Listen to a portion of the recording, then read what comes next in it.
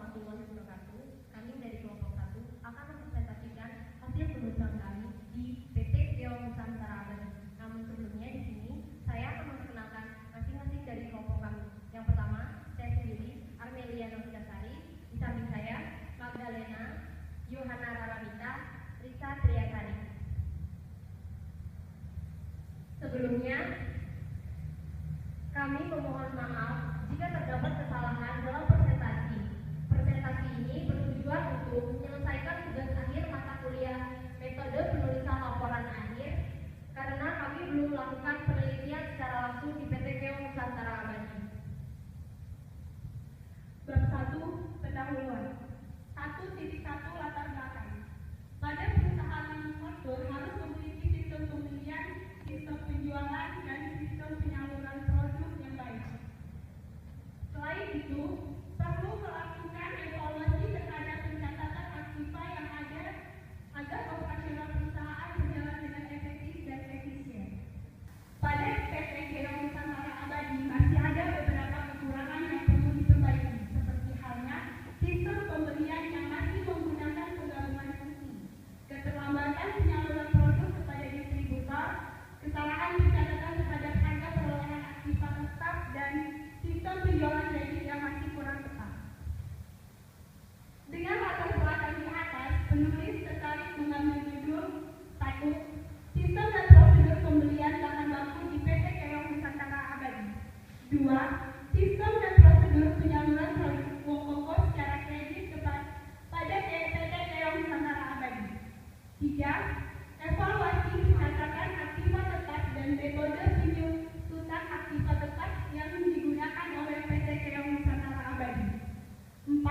Sistem dan prosedur penyaluran produk kepada distributor di PT Keong Nusantara Abadi. 1.2 Rumusan masalah. 1. Bagaimana sistem dan prosedur pembelian bahan baku yang digunakan di PT Keong Nusantara Abadi? 2. Bagaimana sistem penjualan kredit pada PT Keong Nusantara Abadi? 3. Bagaimana penyaluran produk kepada distributor di PT Keong Nusantara Abadi? 4. Metode penyusutan aktiva tetap yang berwujud apakah yang digunakan oleh PT Keong Nusantara Abadi? Selanjutnya akan dibacakan oleh Armelia. Bab 2, yaitu pendahuluan. 2.1 Pengertian sistem dan prosedur. 2.1.1 Pengertian sistem.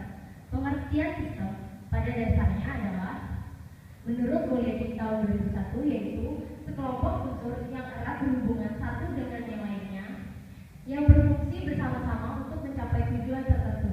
Sistem diciptakan untuk menangani sesuatu yang berulang kali atau yang terjadi secara rutin. 2.1.2 Pengertian prosedur. Prosedur adalah suatu urutan kegiatan clerical atau clerical operation yang biasanya melibatkan beberapa orang dalam satu departemen atau lebih, yang dibuat untuk menjamin penanganan secara seragam untuk transaksi perusahaan yang terjadi berulang-ulang menurut Mulyadi tahun 2001.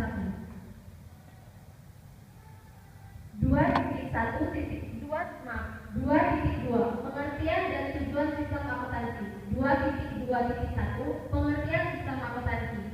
Sistem akuntansi adalah organisasi formulir, catatan, dan laporan yang dikoordinasi untuk menyediakan informasi keuangan yang dibutuhkan oleh manajemen guna memudahkan pengelolaan perusahaan menurut Mulyadi tahun 2001.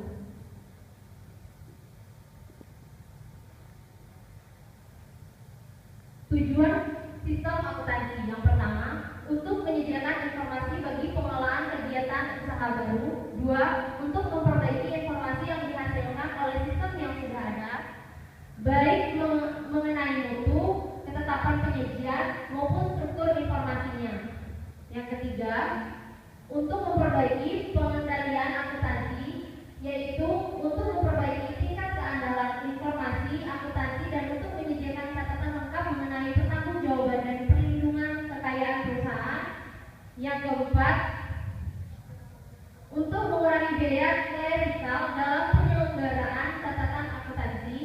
Yang kelima, sistem akuntansi sebaiknya diarahkan pada tempat tujuan tersebut agar berjalan dengan baik.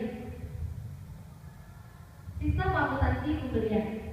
Sistem akuntansi pembelian digunakan dalam perusahaan untuk pengadaan barang yang diperlukan oleh perusahaan. Transaksi pembelian dapat digolongkan menjadi dua, yaitu pembelian lokal dan pembelian impor.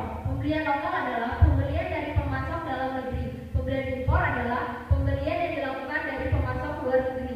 Menurut Mulyadi tahun 2001. Prosedur yang membentuk sistem akuntansi pembelian.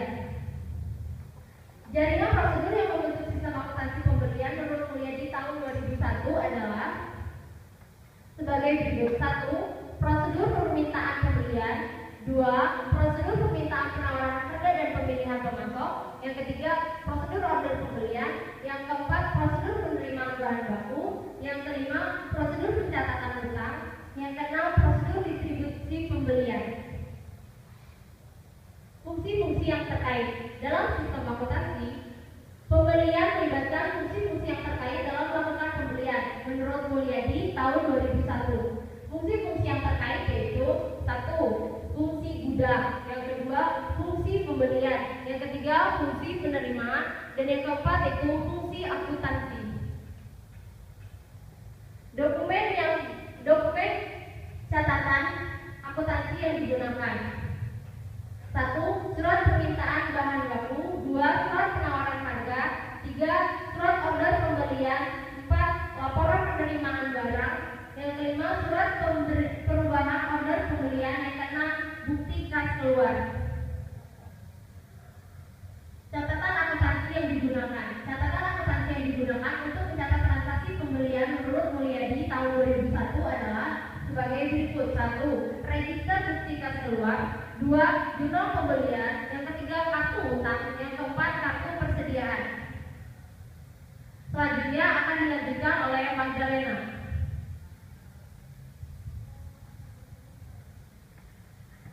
Definisi penjualan menurut Mulyadi 2008 adalah kegiatan penjualan terdiri dari transaksi penjualan barang atau jasa, baik secara kredit maupun tunai. Dalam transaksi penjualan kredit, jika order dari pelanggan telah dipenuhi dengan pengiriman barang atau penyerahan jasa, untuk jangka waktu tertentu perusahaan memiliki piutang kepada pelanggannya.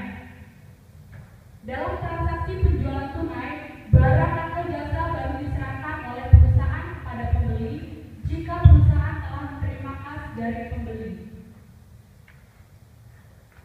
Pengertian sistem penjualan kredit menurut Mulyadi 2008 adalah penjualan kredit yang dilaksanakan oleh perusahaan dengan cara mengirimkan barang sesuai dengan cara mengirimkan barang sesuai dengan order yang diterima dari pembeli dan untuk jangka waktu tertentu. Perusahaan mempunyai tagihan kepada pembeli tersebut.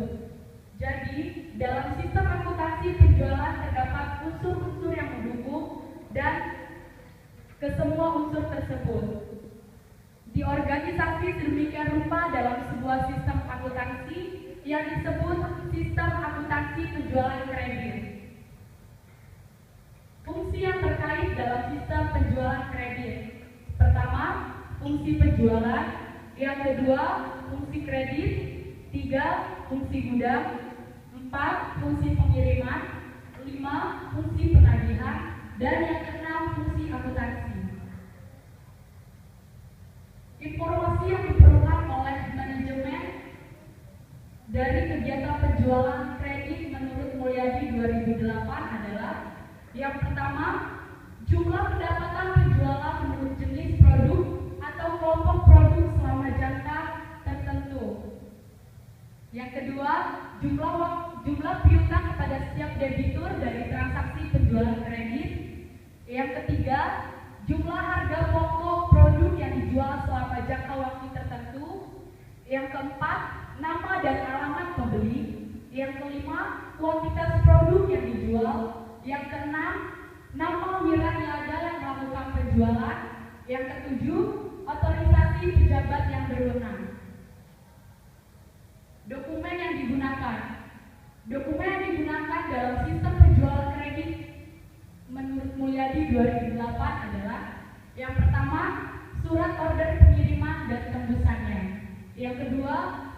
dan tembusannya. Yang ketiga, rekapitulasi harga pokok penjualan. Yang keempat, bukti memorial. Catatan akuntansi yang digunakan dalam penjualan kredit menurut Mulyadi 2008 adalah 1. Jurnal penjualan. Yang kedua, kartu piutang. 3. Kartu persediaan.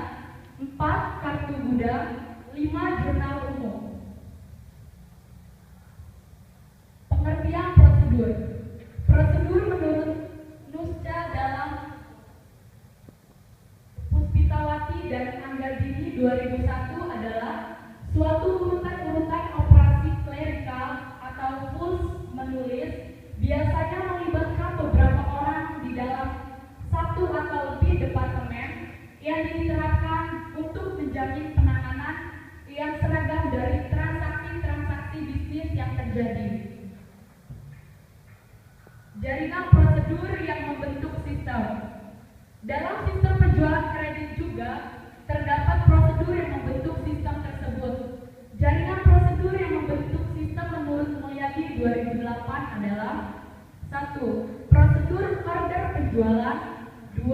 Prosedur persetujuan kredit. Yang ketiga, prosedur pengiriman. Yang keempat, prosedur penagihan. Yang kelima, prosedur pencatatan piutang. Yang keenam, prosedur distribusi penjualan. Yang ketujuh, prosedur pencatatan harga pokok penjualan. Selanjutnya akan dibacakan oleh Rizka Priyasan. Selanjutnya, pengertian distribusi. Distribusi adalah suatu aspek dari pemasaran. Distribusi juga dapat diartikan sebagai kegiatan pemasaran yang berusaha mempermudah, memperlancar barang dan jasa dari produsen kepada konsumen, sehingga penggunaannya sesuai dengan yang diperlukan, jenis, jumlah, harga, tempat, dan saat dibutuhkan. Pengertian konsumen. Konsumen adalah setiap orang pemakai barang atau jasa yang tersedia dalam masyarakat, baik bagi kepentingan dirinya sendiri, keluarga, orang lain, maupun makhluk hidup lainnya. Pengertian penyaluran. Penyaluran adalah suatu kegiatan yang berhubungan dengan pemindahan hak seseorang kepada orang lain, ataupun pihak yang akan menjualkan suatu produk ataupun barang baik dalam jumlah barang yang besar maupun dalam jumlah kecil kepada pihak yang akan menerima barang tersebut. Pengertian produk. Produk adalah suatu yang dapat ditawarkan ke pasar untuk diperhatikan, dipakai, dimiliki atau dikonsumsikan sehingga dapat memuaskan atau memenuhi kebutuhan. Dokumen yang digunakan. 1. Faktur penjualan. Pengertian sistem pengendalian intern. Sistem pengendalian intern meliputi struktur organisasi, metode, dan ukuran-ukuran yang dikoordinasikan untuk menjaga kekayaan organisasi, mengecek ketelitian dan keandalan data akuntansi, mendorong efisiensi dan mendorong dipatuhinya kebijakan manajemen. Mulyadi 2001. Selanjutnya akan dilanjutkan oleh Yohanan. Pengertian pencatatan. Pencatatan adalah proses memasukkan data ke dalam media sistem pencatatan data. Media pencatatan data yang digunakan misalnya berupa buku, maka pencatatan data dilakukan dengan menulis pada lembar-lembar buku. Demikian pula jika media pencatatan data yang digunakan menggunakan komputer, maka pencatatan akan dilakukan dengan mengetik dengan keyboard. Yang kedua adalah pengertian aktiva tetap. Aktiva tetap adalah aset yang berwujud yang dimiliki untuk digunakan dalam produksi atau penyedia barang dan jasa untuk merentalkan kepada pihak lain atau pihak tujuan administratif. Kedua, diharapkan untuk digunakan selama lebih dari satu periode.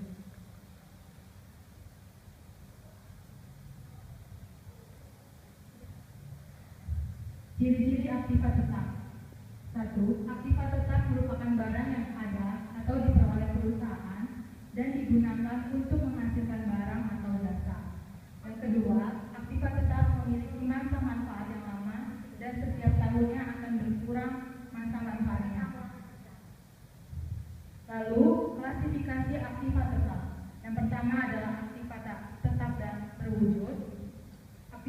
berwujud memiliki bentuk fisik. Dengan demikian, dapat dinikmati dengan satu alat atau lebih. Panca indera dan memiliki karakteristik umum yang memberi masa-masa ekonomi pada masa mendatang bagi perusahaan, seperti tanah, bangunan, mesin, dan lain-lain. Lalu yang kedua adalah aktiva tetap tak berwujud. Aktiva tetap tak berwujud didefinisikan sebagai aktiva atau aset yang tidak memiliki bentuk fisik. Buktinya adalah aset ini terdapat dalam bentuk perjanjian kontrak, paten, atau hak. Metode penunjukan. Yang pertama berdasarkan waktu, lalu terdiri dari metode garis lurus. Yang kedua pembenaran menurun terdiri dari dengan metode dengan jumlah angka tahun. Lalu dengan metode saldo menurun ganda. Lalu yang kedua adalah berdasarkan penggunaan. Yang pertama metode jam jasa dan yang kedua adalah jumlah unit produksi. Selanjutnya akan dilanjutkan oleh Risa Triasari. Selanjutnya bab 3, metode penulisan. Metode penulisan laporan akhir. Objek penelitian.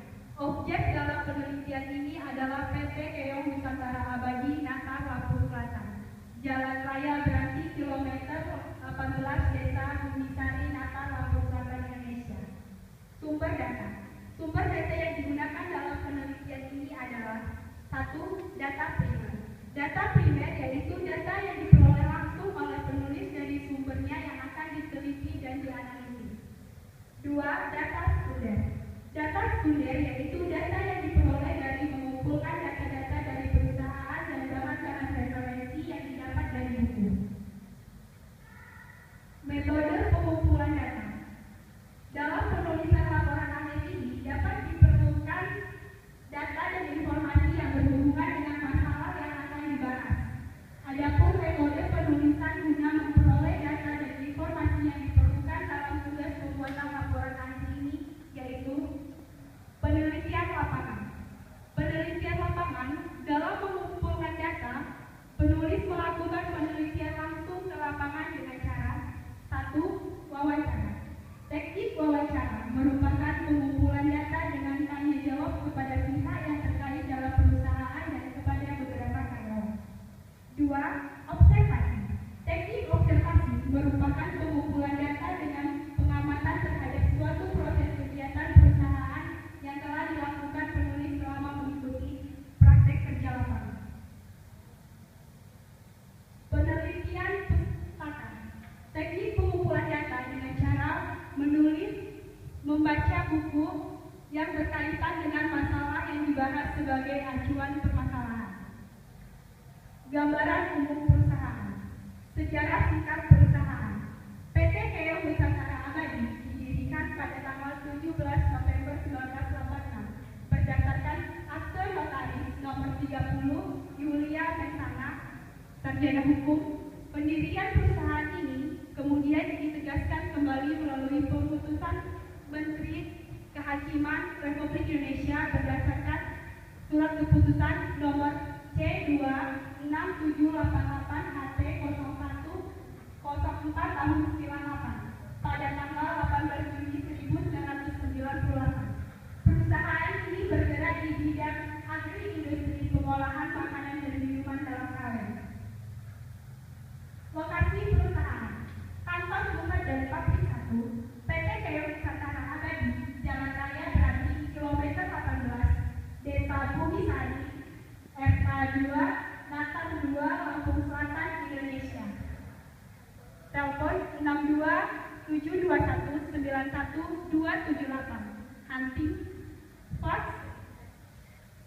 6272191198918. Email info@wokoko.com. Pabrik 2 PT Keong Nusantara Abadi, Jalan Raya Bogor, Kujang RT 08 RW 01 Kediri 64115 Indonesia. Email info@wokoko.com. Kantor cabang PT Keong Nusantara Abadi, Jalan Daan Mogot kilometer 18 Kompleks Pergudangan Semanan Megah 1 Kapling 20 Kalideres Jakarta Barat. Indonesia, telepon 622154390433, fax 622154390425, email wcc.jkt@wongkoko.com, Departemen Ekspor, PT Keong Nusantara Abadi, Jalan Raya Brani, RK 2, Natal, Lampung Selatan, Indonesia, PON 627219128, anting fax 62721911899918887, email ekspor@wongkoko.com. Selanjutnya akan dilanjutkan oleh Yohana. Visi dan misi perusahaan. Visi perusahaan untuk menjadikan produsen di industri makanan dan minuman yang berkualitas tinggi dan menyehatkan. Misi perusahaan adalah fokus pada bisnis utama yang memproduksi produk yang handal dan berkualitas tinggi yang dicapai melalui penelitian dan pengembangan tahap terbaik.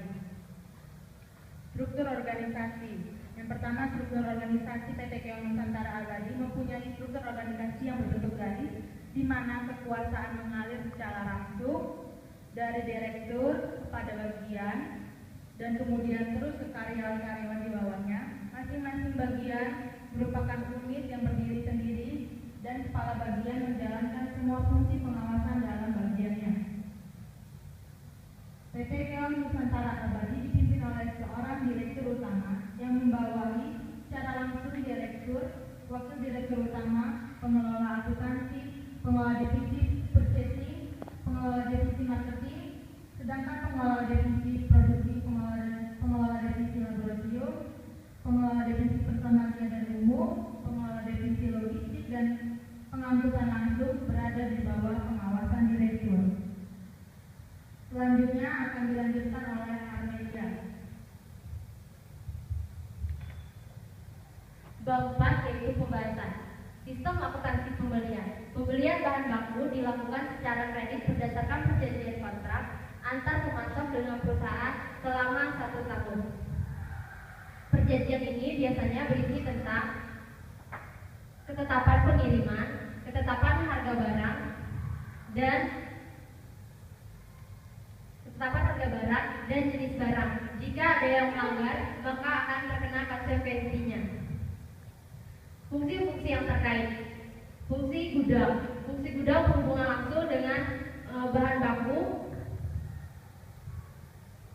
yang ada di gudang. Bagian ini memiliki beberapa fungsi. Fungsi yang pertama itu membongkar dan memeriksa barang apakah bahan baku tersebut sesuai dengan yang dipesan atau bahan baku tersebut layak atau tidaknya diterima oleh perusahaan. Dan kedua yaitu fungsi gudang membuat laporan stok persediaan bahan baku yang ada di gudang. Yang kedua itu adalah fungsi pembelian. Setelah menerima laporan stok dari bagian gudang, bagian pembelian membuat surat order pembelian yang ditujukan kepada pemasok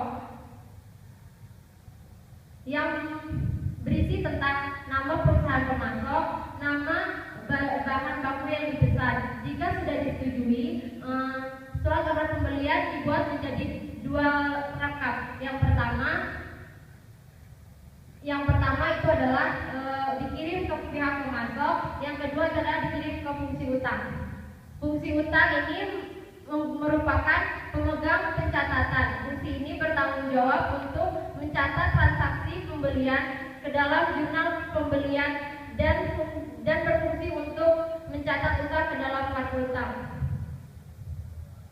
Berdasarkan uraian barusan, pelaksanaan sistem pembelian bahan baku pada PT Keong Nusantara Abadi dapat dilihat bahwa sistem yang dilakukan belum memadai karena dalam fungsi-fungsi masih menggunakan perangkapan fungsi, yaitu fungsi gudang dirangkap dengan fungsi penerimaan yang berakibat kesalahpahaman antara barang yang masuk dengan barang yang keluar. Berarti selanjutnya yaitu dokumen yang digunakan. Yang pertama kartu stok. Kartu stok dibuat oleh fungsi gudang. Kartu stok ini dibuat satu lembar untuk pertimbangan pembelian bahan baku. Yang kedua surat order pembelian. Surat order pembelian dibuat oleh fungsi pembelian. Yang diberikan kepada pemasok dibuat menjadi dua rangkap. Rangkap pertama dikirimkan kepada pemasok dan yang kedua dikirim ke fungsi utang. Yang ketiga yaitu adalah surat jalan. Surat jalan dibuat oleh pemasok yang dibuat bertujuan untuk memberitahu bahwa pengiriman bahan baku sesuai dengan order pesanan. Yang keempat yaitu adalah faktur. Dokumen ini dibuat oleh pemasok untuk memberikan surat penagihan sesuai dengan order pembelian. Yang kelima yaitu adalah nota pembelian.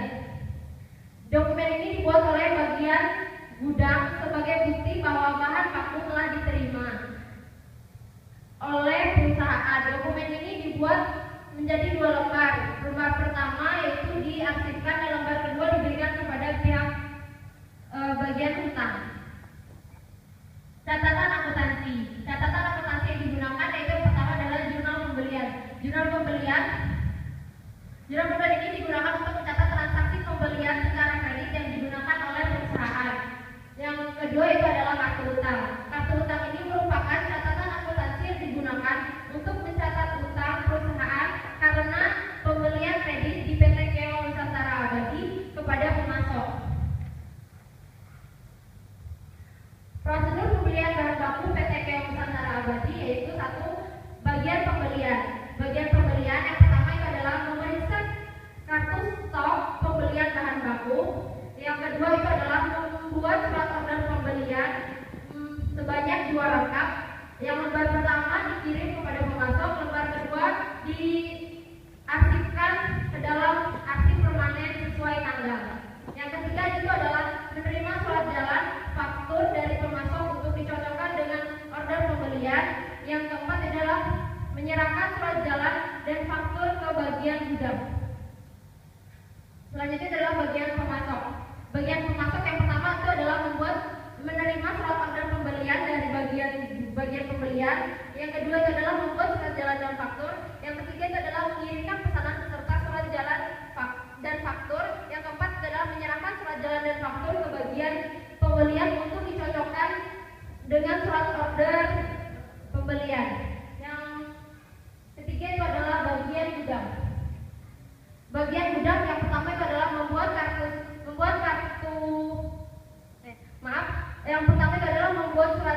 menerima surat jalan dan faktur dari bagian pembelian. Yang kedua itu adalah membongkar barang. Yang ketiga itu adalah membuat nota pembelian sebanyak 2 lembar. Yang pertama untuk membuat kartu stok dan diarsipkan dalam arsip sementara sesuai tanggal. Yang lembar kedua itu adalah diserahkan ke bagian utang bersama dengan surat jalan dan faktur. Yang keempat yaitu adalah bagian utang. Bagian utang yang pertama itu adalah menerima surat jalan, faktur dan nota pembelian dari gudang. Yang kedua itu adalah mencatat transaksi pembelian bahan pembelian ke dalam jurnal pembelian dan mencatat utang ke dalam kartu utang. Yang ketiga itu adalah mengarsipkan sesuai tanggal surat jalan, faktur dan nota pembelian. Prosedur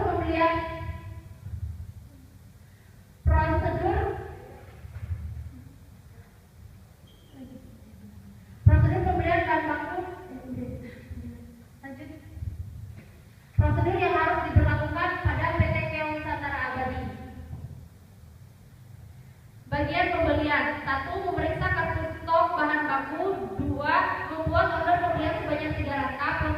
Lembar pertama dikirim kepada pemasok. Lembar kedua untuk mencocokkan surat jalan dan faktur, lalu diarsipkan ke dalam arsip permanen sesuai tanggal. Yang ketiga dikirim ke bagian utang. Yang ketiga itu adalah menerima surat jalan dan faktur dari pemasok untuk dicocokkan dengan surat order pembelian. Bagian pemasok. Bagian pemasok itu ada yang pertama adalah menerima surat order pembelian, yang kedua itu adalah membuat surat jalan faktur, dan yang ketiga itu adalah mengirim pesanan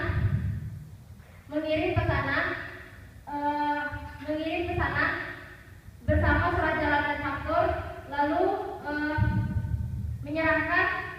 menyerahkan surat jalan dan faktur kepada bagian pembelian. Terus bagian penerimaan yang pertama adalah menerima surat jalan dan faktur dari bagian pembelian, membongkar barang, dan yang ketiga adalah membuat nota pembelian sebanyak 2 lembar. Lembar pertama dikirim ke bagian gudang untuk membuat kartu stok, lembar kedua dikirim ke bagian utang bersama faktur dan surat jalan. Yang keempat adalah bagian gudang. Bagian gudang satu menerima nota pembelian dari penerimaan, yang kedua membuat kartu stok dan diarsipkan sesuai tanggal. Yang kelima yaitu bagian utang. Bagian utang memiliki fungsi yang pertama itu adalah menerima surat order pembelian, surat jalan, faktur dan nota pembelian. Yang kedua mencatat transaksi pembelian ke dalam jurnal pembelian, mencatat transaksi utang ke dalam kartu utang. Yang ketiga itu adalah mengarsipkan permanen sesuai tanggal, faktur, surat jalan dan nota pembelian. Bagian keuangan yang pertama itu adalah menerima faktur dari bagian penerimaan, membayar utang sesuai faktur yang dikirim pemasok. Yang ketiga itu adalah membuat laporan pembayaran utang. Untuk pengendalian literan PT Keong Nusantara Abadi, yang pertama itu organisasi satu, fungsi pembelian terpisah dari fungsi utang dan fungsi gudang. Yang kedua itu adalah fungsi gudang merangkap menjadi fungsi penerimaan bahan baku. Yang ketiga itu adalah transaksi pembelian dilaksanakan oleh fungsi gudang, fungsi pembelian dan fungsi utang. Sistem otorisasi dan prosedur pencatatan. Yang pertama adalah kartu stok diotorisasi oleh fungsi gudang untuk bahan baku yang disimpan. Yang kedua surat order pembelian diotorisasi oleh fungsi pembelian. Yang ketiga itu adalah praktek sehat. Praktek sehat adalah kartu stok menurut tanggal dan pemakaiannya dipertanggungjawabkan oleh fungsi gudang. Yang kedua surat order pembelian menurut tanggal dan pemakaiannya diotorisasi oleh fungsi pembelian.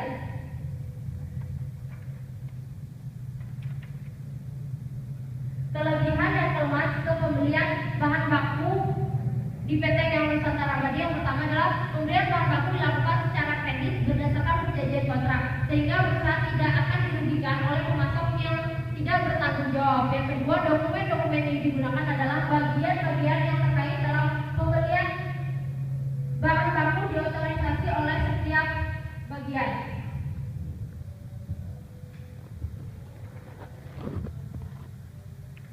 Kelemahan pembelian bahan baku yang pertama terjadinya perangkapan fungsi gudang dan fungsi penerimaan pada pembelian bahan baku yang dapat menyebabkan kurang tanggung jawabnya pada setiap bagian. Selanjutnya akan dilanjutkan oleh fungsi yang terkait dalam penjualan kredit. Yang pertama, fungsi kepala cabang. Fungsi kepala cabang berfungsi memberikan otoritas persetujuan penjualan kredit dari syarat-syarat yang telah diberikan PT Keong Nusantara Abadi kepada pelanggan dan bertanggung jawab terhadap semua kegiatan operasional, serta memeriksa, menandatangani DO, dan memberikan tugas-tugas kepada karyawan sesuai bagiannya. Yang kedua, fungsi sales eksekutif dan administrasi ofisial.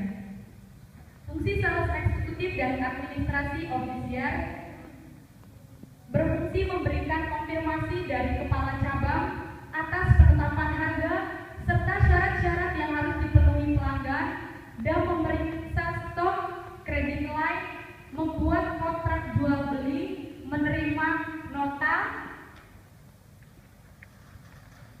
menyiapkan serta mengirimkan dokumen penagihan, menerima PO dan menerbitkan DO, serta menyerahkan DO kepada pelanggan dan menyerahkan SPA kepada ekspeditur untuk mengantar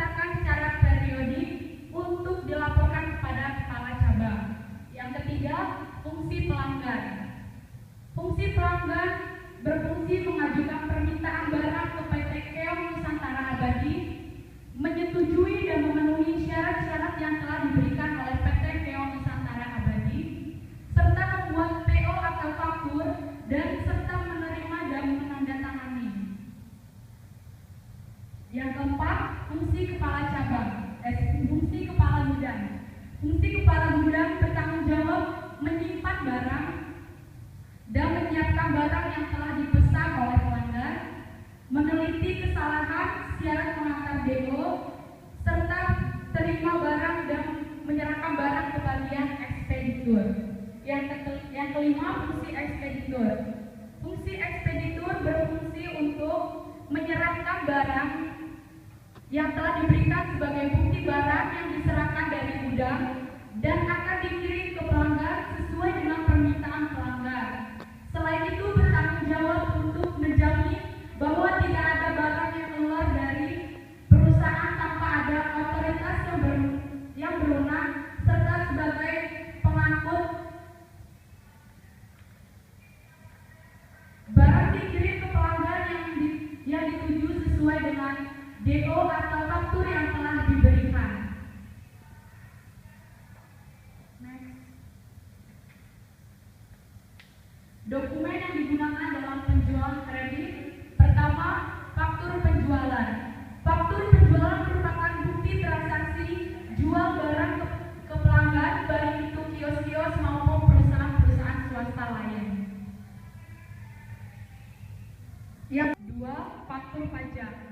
Faktur pajak digunakan sebagai bukti pemungutan PPN dari penyerahan produk PT Keong Nusantara Abadi yaitu Wongkoko kepada pelanggan, di mana salah satu arsipnya dikirim untuk laporan ke kantor pusat menggambarkan telah terjadi transaksi penjualan untuk periode tertentu.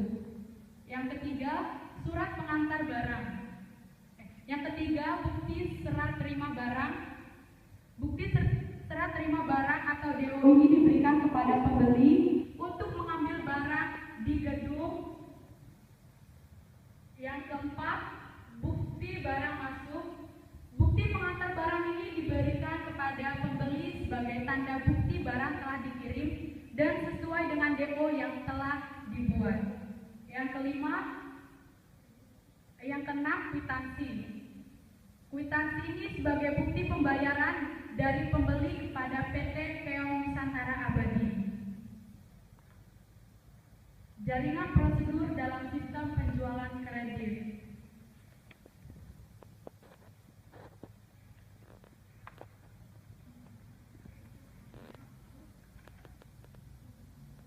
Yang pertama, prosedur order penjualan. Bagi pelanggan lama, prosedur order penjualan diawali dengan pelanggan mengajukan permintaan barang secara kredit kepada PT Keong Nusantara Abadi dengan cara menelpon langsung ke kantor PT Keong Nusantara Abadi. Bagian sales eksekutif dan administrasi ofisial langsung menerima telepon dari pelanggan dan menyampaikan permintaan barang dari pelanggan ke kepala cabang. Selain itu, kepala cabang memberikan penetapan harga setelah memberikan otorisasi persetujuan dalam transaksi jual barang kepada pelanggan melalui sales eksekutif dan administrasi, membuat faktur penjualan sebagai bukti transaksi jual barang. Bagi pelanggan baru, prosedur order penjualan diawali dengan pelanggan mengajukan surat permintaan barang secara kredit kepada PT Keong Nusantara Abadi. Kemudian bagian sales eksekutif dan administrasi ofisial menyerahkan syarat-syarat telah dibuat yang harus dipenuhi pelanggan telah memenuhi persyaratan dalam transaksi penjualan secara kredit dari PT Keong Nusantara Abadi. Selanjutnya, memberikan otorisasi penjualan dalam transaksi jual barang kepada pelanggan melalui sales eksekutif dan administrasi ofisial. Kemudian bagian penjual membuat faktur penjualan sebagai tanda bukti transaksi jual barang. Yang kedua, prosedur persetujuan kredit. Prosedur persetujuan kredit ini, pelanggan baru diminta untuk memenuhi syarat-syarat dalam transaksi penjualan kredit yang diberikan oleh PT Keong Nusantara Abadi, di antaranya identitas pelanggan, jumlah atau jenis barang yang diinginkan pelanggan, persyaratan pembayaran, dan jangka waktu dalam pelunasan pembayaran yang diberikan oleh PT Keong Nusantara Abadi kepada pelanggan yang telah dibuat sales eksekutif dan administrasi ofisial. Setelah pelanggan memenuhi syarat tersebut, bagian sales eksekutif dan administrasi ofisial melaporkan ke kepala cabang. Setelah kepala cabang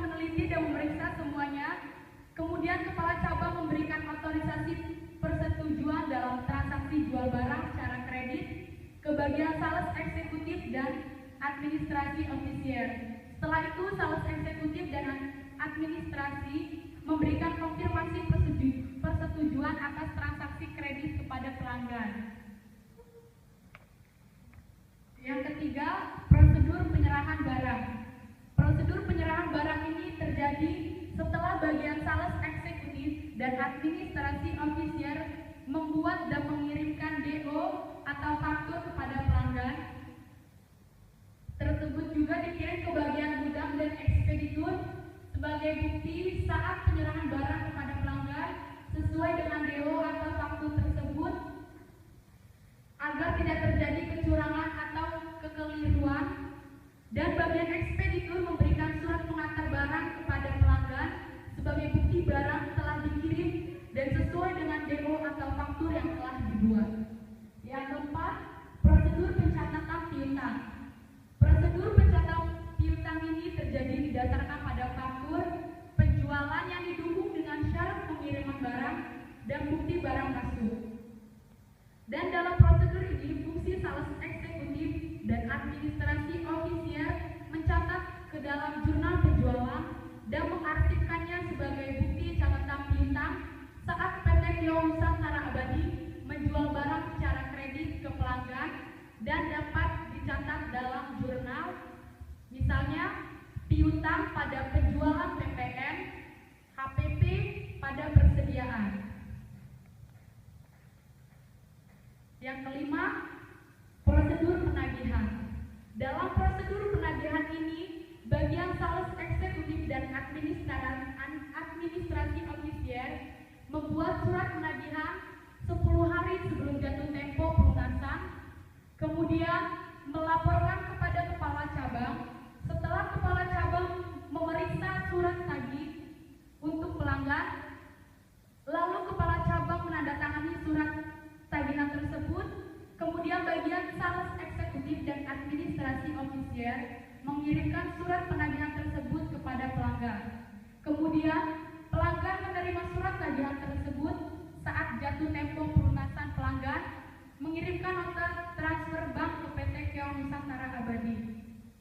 Kemudian bagian sales eksekutif dan administrasi ofisier menerima nota transfer bank dan memeriksa uang yang telah masuk ke rekening PT Kio Nusantara Abadi, serta memberikan nota transfer bank dan kwitansi, lalu ke bagian sales eksekutif dan administrasi ofisier mengarsipkannya sebagai bukti pelunasan pembayaran dari pelanggan ke PT Kio Nusantara Abadi. Dari pihak PT Kio Nusantara Abadi dapat dicatat jurnal sebagai berikut. Misalnya, kas atau bank pada piutang. Pada akhirnya pula perusahaan membuat faktur pajak keluaran dan menjurnal, misalnya utang PPN pada kas atau bank. Next. Fungsi yang terkait selanjutnya akan dibacakan oleh Risa Triansari.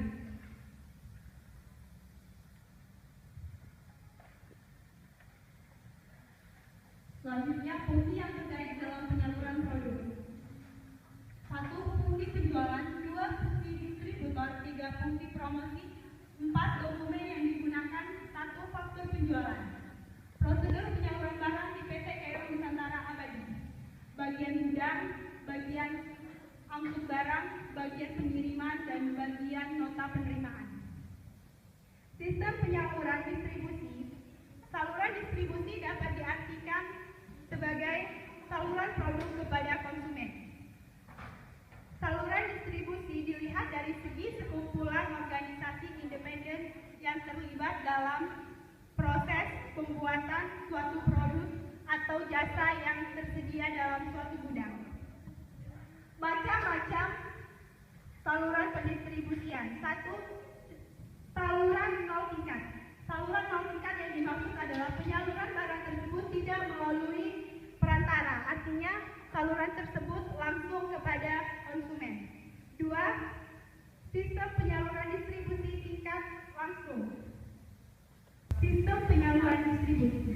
Saluran distribusi dapat dilihat dari segi sekumpulan organisasi independen yang terlibat dalam proses pembuatan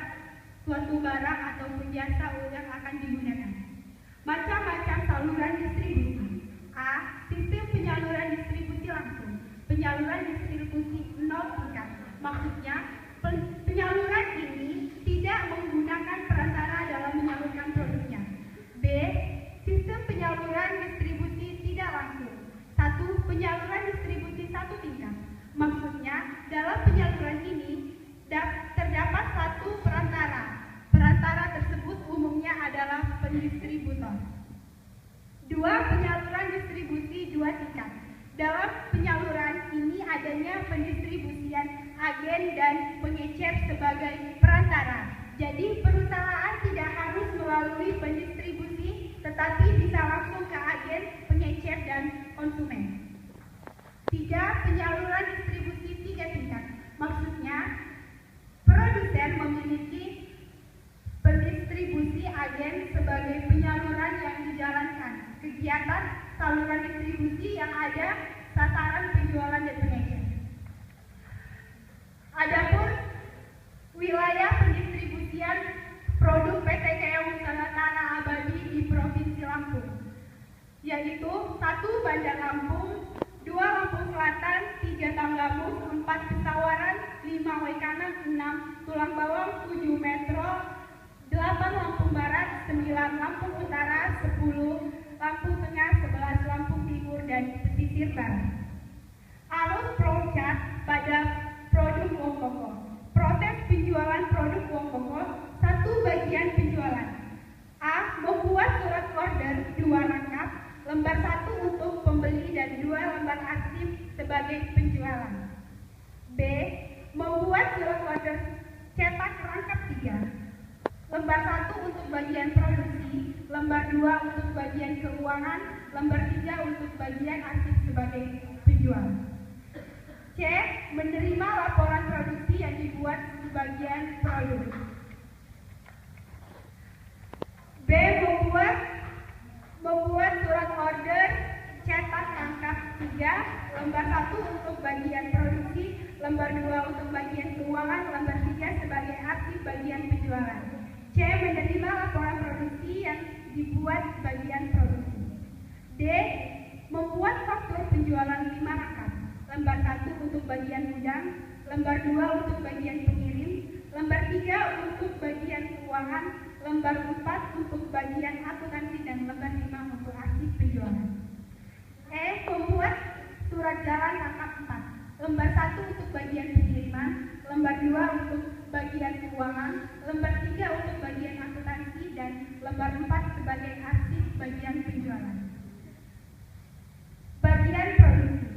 Menerima surat order dari bagian keuangan, membuat laporan produksi rangkap 3, lembar 1 untuk bagian penjualan, rangkap 2 untuk bagian keuangan, dan rangkap 3 untuk arsip bagian produksi. Membuat surat order penyerahan barang rangkap 2, lembar 1 untuk bagian gudang, lembar 2 untuk bagian produksi. Bagian gudang. Menerima surat penyerahan barang dari bagian produksi, menerima faktur penjualan dari bagian penjualan, dan membuat kartu gudang. Bagian pengiriman. Menerima faktur penjualan dari bagian penjualan, menerima surat jalan dari bagian penjualan, membuat surat tanda terima barang rangkap 5, lembar 1 untuk bagian pelanggan, lembar 2 untuk bagian keuangan, lembar 3 untuk bagian penjualan, lembar 4 untuk bagian akuntansi, dan lembar 5 untuk bagian pengiriman. Bagian keuangan. A. Menerima faktur penjualan dari bagian penjualan. B.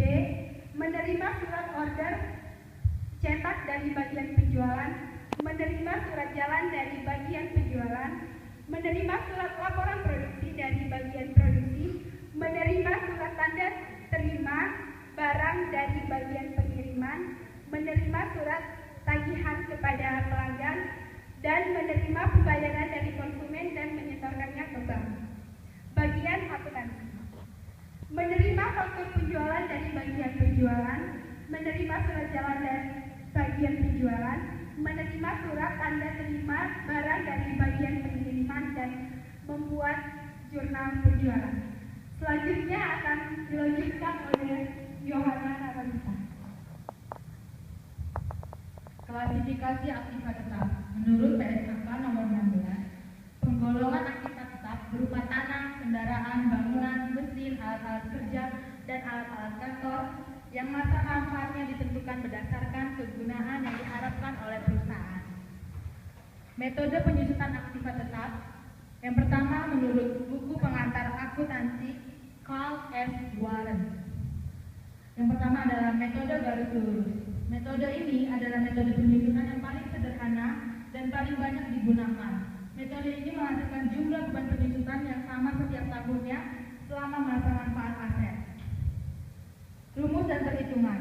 Contohnya, perusahaan membeli mesin dengan harga perolehan 600.000 dengan taksiran nilai residu sebesar 40.000 dan umur ekonomi sebesar 4 tahun, maka dapat dihitung depresiasi setiap tahunnya sebagai berikut.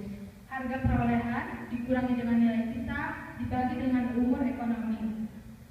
600.000 dikurang 40.000 dibagi 4 tahun, maka hasil penyusutan selama setahun adalah 140.000. Next, metode jam jasa. Metode ini didasarkan pada anggapan bahwa aktiva tetap, terutama mesin-mesin yang akan lebih cepat rusak bila digunakan sepenuhnya atau full time, dibandingkan dengan penggunaan yang tidak sepenuhnya atau part time. Dalam cara ini, beban depresiasi periodik besarnya akan sangat tergantung pada jam jasa yang terpakai. Rumus dan perhitungan.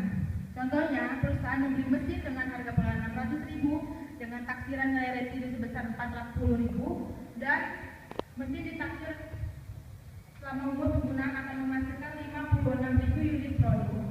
Maka depresiasi per unit produk dapat dihitung sebagai berikut. Depresiasi adalah harga perolehan dikurangi nilai sisa dan dibagi dengan taksiran unit yang dihasilkan.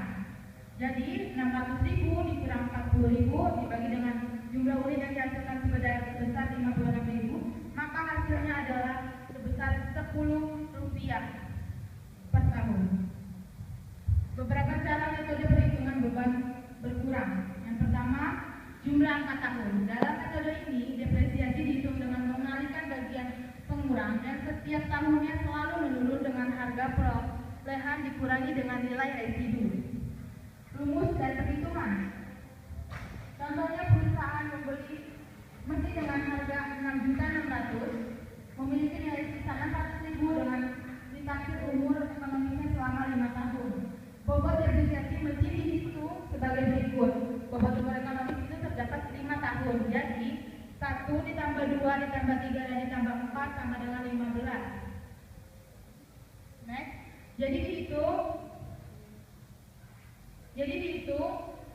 5 per 15, akhirnya 5 per 15 dikali 6 juta sama dengan 2 juta menjadi kredit akumulasi depresiasi dan total akumulasinya juga 2 juta, lalu mengurangi nilai mesin yang awalnya 6.600.000 menjadi 4.600.000 karena dikurang dengan total akumulasi depresiasi sebesar 2 juta. Next, saldo menurun ganda. Dalam metode ini menghasilkan beban periodik yang memiliki semakin menurun selama masa estimasi masa manfaat aset. Next. Tahap-tahap dalam menentukan presentasi dengan menggunakan metode saldo menurun ganda. Yang pertama, kita menentukan dulu presentasi garis lurus dengan menggunakan masa manfaat yang diharapkan. Yang kedua, menentukan saldo menurun ganda dengan mengalihkan tarif garis lurus dengan mengalihkan 2. Lalu tahap ketiga, menghitung beban penyusutan dengan mengalihkan tarif saldo menurun ganda dari tahap kedua dengan nilai buku aset. Next. Mundur. Perolehan aktiva tetap. Pencatatan perolehan menurut Carl S. Warren. Jurnalnya adalah jurnal perolehan mesin adalah mesin di debit dan kas di kredit. Lalu menurut PT Keong, mesin di debit dan kas di kredit. Pencatatan penyusunan aktiva tetap. Pencatatan penyusunan aktiva tetap menurut buku Carl S. Warren, jurnal pada nilai penyusutan mesin adalah beban penyusutan di debit pada akumulasi penyusutan mesin di kredit. Menurut PT Keong Nusantara Abadi, pencatatan penyusutan adalah beban penyusutan di debit dan akumulasi penyusutan mesin di kredit. Pencatatan penghapusan aktiva tetap.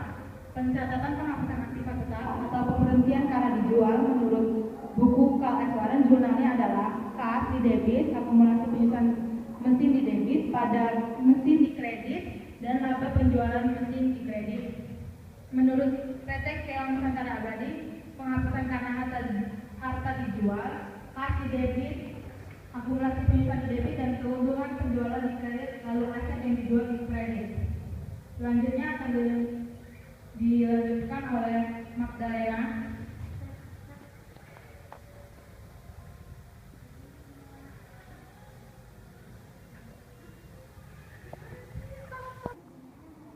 Bab 5, kesimpulan dan saran.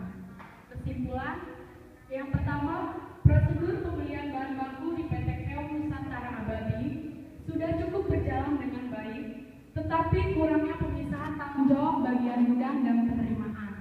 Yang kedua, penerapan sistem penjualan secara kredit pada PT Keong Nusantara Abadi yang terjadi di lapangan telah cukup baik dalam pelaksanaan kegiatan, namun memerlukan perbaikan tahap prosedur sehingga memungkinkan kesalahan yang terjadi lebih kecil. Next. Saran. Yang pertama, untuk memisahkan tanggung jawab kepada bagian gudang dan penerimaan agar tidak terjadi kesalahan pemahaman pada banyaknya persediaan yang masuk dan keluar. Dan menambahkan bagian keuangan untuk membuat dokumen laporan pembayaran utang.